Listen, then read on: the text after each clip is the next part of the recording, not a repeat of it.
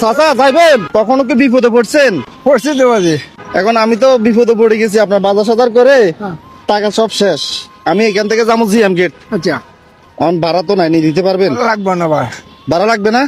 আচ্ছা ঠিক আছে, তাহলে নি বলেন। জিএম গেট তো চিনেন? হ্যাঁ, চাচা রিক্সা চালাতে তো অনেক কষ্ট হয়, আপনি এ বয়সে রিক্সা চালান, ছেলে মেয়ে নাই? মেয়ে আছে। ও চাচা, ভাড়া তো নাই, ভাড়া তো দিতে পারতেন না। লাগবে না বলে আমি বললাম না। আপনি এই বয়সে রিক্সা চালাইতেছেন, আপনার ছেলে মেয়ে নাই? ছেলেও নাই, মেয়ের মাও নাই। আপনার বয়স কত বর্তমানে? বয়স 71 71 বছর বয়সে রিক্সা চালাইতে হয়। করলাম। আপনাদের বাড়ি কোথায়? বাড়ি মমিসিং। চট্টগ্রাম কই থাকেন? তাকে কাজী করলি।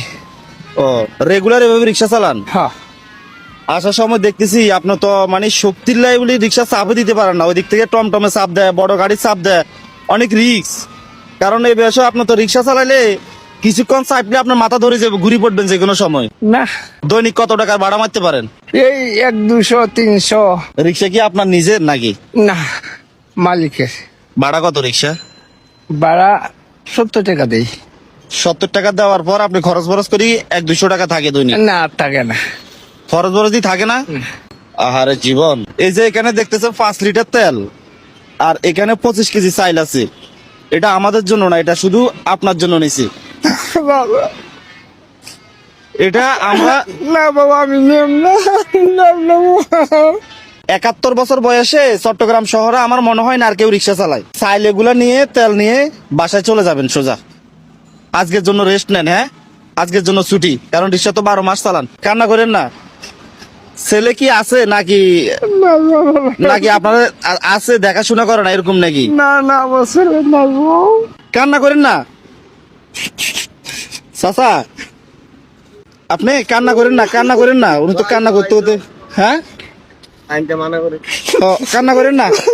রিক্সা চালান ছাড়া ওনাকে আমরা কিছু একটা ব্যবস্থা করে দিতে চাই, যেটা উনি হয়তো বসে বসে করতে পারবো। হ্যাঁ হ্যাঁ, তো আমি চাচারে জিজ্ঞেস করতেছি যে আপনার জন্য কোনটা ভালো হবে, আপনি কি করতে পারবেন? ছোটখাটো একটা দোকানের ব্যবস্থা করে দিলে করতে পারবেন? আমি বাজে হিসাব জানি না। হিসাব জানে না? এদিকে আসেন। কালকে অথবা পরশুদিন আপনি যে অ্যাড্রেস দিচ্ছেন সেই অ্যাড্রেস অনুযায়ী আমরা আপনাকে যা খুঁজে বের করব। যারা আমাদের ভিডিওগুলো দেখতেছেন অবশ্যই ভিডিওটা শেয়ার করবেন। আর চাচার জন্য আমরা ছোটখাটো একটা দোকানের ব্যবস্থা করে দিব। যদি আপনারা কেউ হেল্প করতে চান ওনাকে, অবশ্যই হেল্প করতে পারেন। আপনারা সরাসরি মেসেঞ্জার অথবা এই ভিডিওর কমেন্ট বক্সে আমাদের হোয়াটসঅ্যাপ নাম্বার থাকবে, আপনারা সেই হোয়াটসঅ্যাপে যোগাযোগ করতে পারেন। তাহলে পরবর্তী আপনারা যারা যারা হেল্প করবেন সবার নাম উল্লেখ করা হবে। চাচার ছোটখাটো দোকান আমরা কিভাবে সাজিয়ে দিই এটা দেখার জন্য সবাই অপেক্ষা করেন।